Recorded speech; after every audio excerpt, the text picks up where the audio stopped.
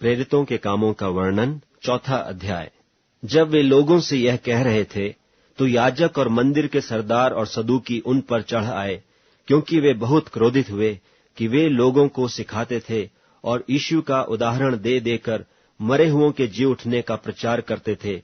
और उन्होंने उन्हें पकड़कर दूसरे दिन तक हवालात में रखा, क्योंकि संध्या हो गई थी। परंतु वचन के सुनने वालों में से बहुतों ने विश्वास किया और उनकी गिनती 5,000 पुरुषों के लगभग हो गई।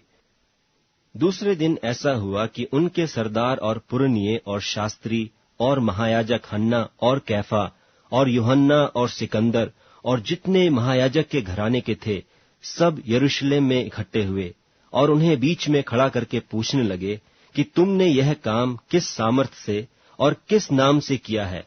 तब पतरस ने पवित्र आत्मा से परिपूर्ण होकर उनसे कहा, हे लोगों के सरदारों और पुरनियों, इस दुर्बल मनुष्य के साथ जो भलाई की गई है, यदि आज हमसे उसके विषय में पूछपाछ की जाती है तो वह क्यों कर अच्छा हुआ। तो तुम सब और सारे इस्राएली लोग जान लें कि यीशु मसीह नासरी के नाम से, जिसे तुमने क्रूस पर चढ़ाया और परमेश्वर ने मरे हुओं में से जिलाया, यह मनुष्य तुम्हारे सामने भला चंगा खड़ा है। यह वही पत्थर है जिसे तुम राजमिस्त्रियों ने तुच्छ जाना, और वह कोने के सिरे का पत्थर हो गया, और किसी दूसरे के द्वारा उद्धार नहीं,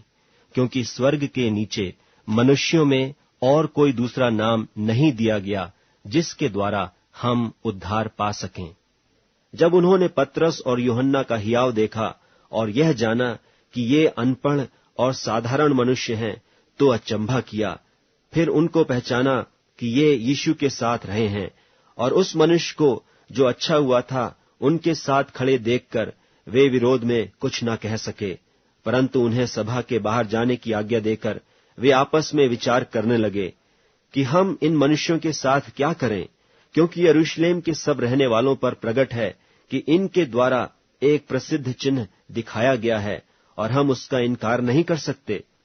परंतु इसलिए कि यह बात लोगों में और अधिक फैल न जाए, हम उन्हें धमकाएं कि वे इस नाम से फिर किसी मनुष्य से बातें न करें।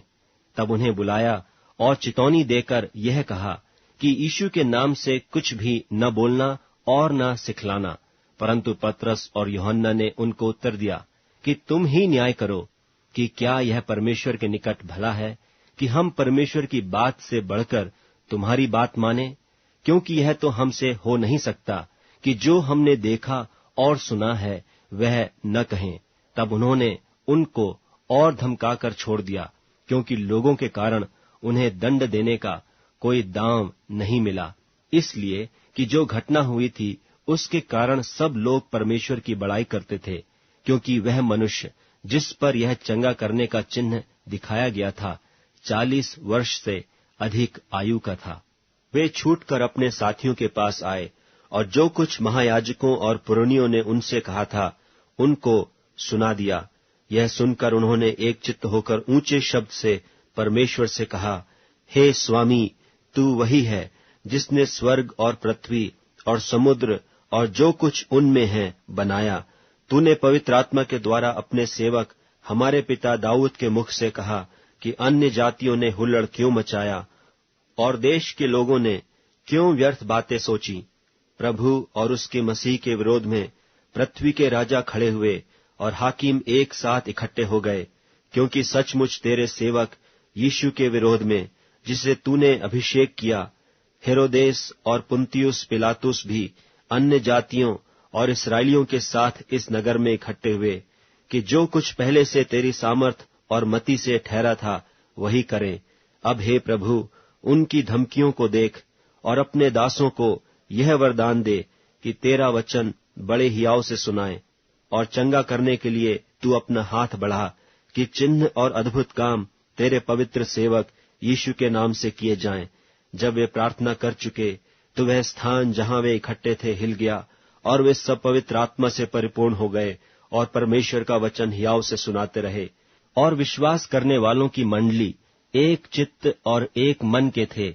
यहाँ तक कि कोई भी अपनी संपत्ति अपनी नहीं कहता था, परंतु सब कुछ साझे का था। और प्रेरित बड़ी सामर्थ से प्रभु यीशु के जी उठने की गवाही देते रहे और उन सब पर बड़ा अनुग्रह था और उनमें कोई भी दरिद्र न था, क्योंकि जिनके पास भूमि या घर थे वे उनको बेच बेचकर बिकी हुई वस्तुओं का दाम लाते और उसे प्रेरितों के पांवों पर रखते थे और जैसी जिसे आवश्यकता होती थी उसके अनुसार हर एक को बांट दिया करते थे। और यूसुफ नाम कुप्रुस का एक लेवी था, जिसका नाम प्रेरितों ने बरनबा अर्थात शांति का पुत्र रखा था। उसकी कुछ भूमि थी जिससे उसने बेचा और दाम के रुपये लाकर प्रेरितों के पांवों पर रख दिए।